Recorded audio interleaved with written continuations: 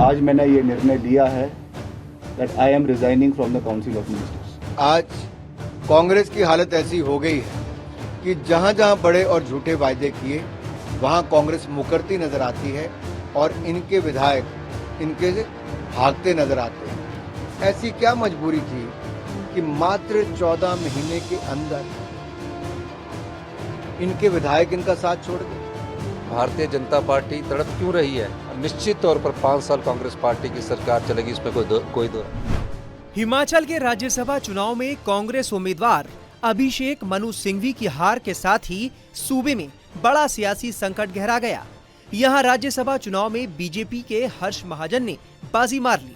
दरअसल कांग्रेस के कुछ बागी विधायकों ने क्रॉस वोटिंग कर दी, जिसका फायदा बीजेपी को मिल गया। इसी के साथ ही हिमाचल कांग्रेस में बगावत शुरू हो गई। सूबे के पीडब्ल्यूडी मंत्री और पूर्व सीएम वीरभद्र सिंह के बेटे विक्रम आदित्य सिंह ने अपनी ही सरकार के खिलाफ मोर्चा खोल दिया। उन्होंने पार्टी पर कई गंभीर आरोप लगाए और इस्तीफे का ऐलान कर दिया। मैं आज केवल इस प्रेस कॉन्फ्रेंस के माध्यम से ये कहना चाहता हूं कि वर्तमान परिस्थिति में मेरा इस सरकार में बने रहना ठीक नहीं है। इसलिए आज मैंने ये निर्णय लिया है that I am resigning from the council of ministers. मैं इस सरकार से एक मंत्री के रूप में इस्तीफा दे रहा हूं, जो मैंने निर्णय लिया है। आने वाले समय में with due consultation with our people मैं सबसे बात करूंगा, जो हमारे चाहने वाले हैं, हमारे लोग हैं, हमारे समर्थक हैं, उनके साथ बात करके, उनके साथ चर्चा करके, उनके साथ विचार विमर्श करके आने वाले समय में फ्यूचर कोर्स ऑफ एक्शन को जो है वो डिसाइड किया जाएगा। उसके बारे में मैं अभी कुछ ज़्यादा ना कहना चाहता हूं, ना कह सकता हूं, मगर आज मैं केवल इतना साझा कर रहा हूं विद ऑल ह्यूमिलिटी, विनम्रता पूर्वक तरीके से मैं ये कहना चाहता हूं कि मैं अपने पद से जो है वो अपना इस्तीफा मुख्यमंत्री जी को और राज्यपाल जी को जैसे भी जो भी प्रोसेस है उस तरीके से सौंप रहा हूं, और आने वाले समय में जो परिस्थिति होगी उसके हिसाब से जो है वो कार्यवाही आने वाले समय की उसको किया जाएगा। और मैं फिर से प्रदेश की जनता का दिल की गहराइयों से धन्यवाद करना चाहता हूं कि उन्होंने मुझे ये मौका दिया कि इतने समय तक आपने जो प्यार, जो आशीर्वाद मुझे दिया, जो प्रेरणा मुझे समय समय के ऊपर दी। बहुत से जीवन में कठोर निर्णय लेने भी पड़ते हैं, बहुत से मुश्किल समय भी आते, मगर प्रदेश की जनता ने हमेशा हमारा मार्गदर्शन किया है, हमेशा हमारा समर्थन किया है, हमेशा मुझे अपना प्यार और आशीर्वाद दिया है, और मैं हमेशा आने वाले समय में भी उसी तरीके से सही का समर्थन करते हुए, गलत का विरोध करते हुए आगे बढ़ूंगा। हालांकि बाद में खबर आई कि विक्रम आदित्य सिंह का इस्तीफा नामंजूर हो गया है। साथ ही ये अफवाह भी उड़ गई कि सुखविंदर सिंह सुक्खू ने भी इस्तीफे की पेशकश कर दी है। हालांकि मुख्यमंत्री सुखविंदर ने अपने इस्तीफे की बात को अफवाह बताते हुए इससे साफ इंकार कर दिया और कहा कि उनकी सरकार पूरे 5 साल चलेगी। अलग मत में हम हैं कि 25 वाले हैं।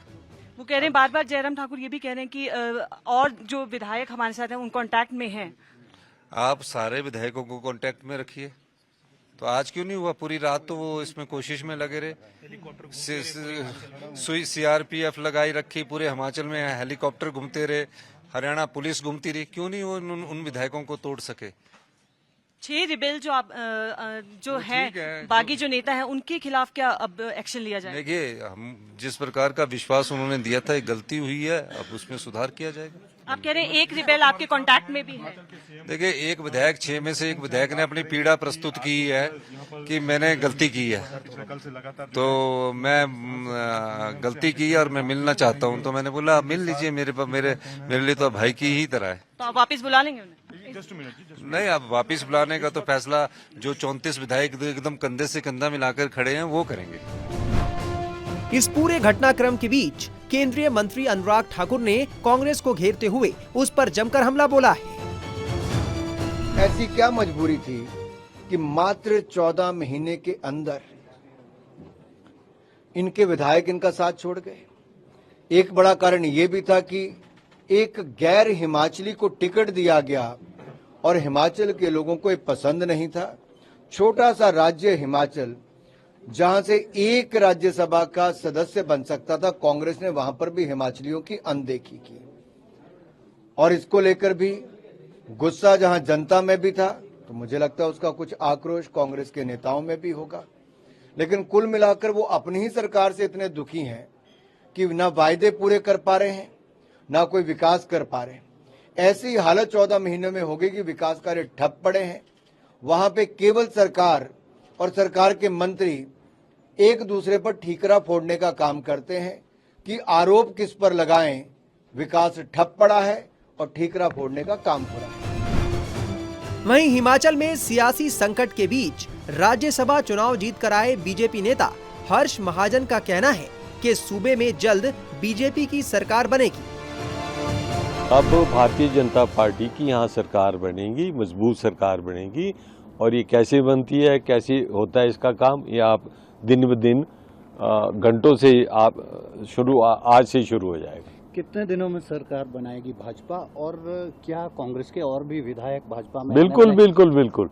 मेरे को सुबह से कईयों के फोन आए, कोई विधायक हैं, कोई मंत्री हैं, जो मैंने उनसे बात किया और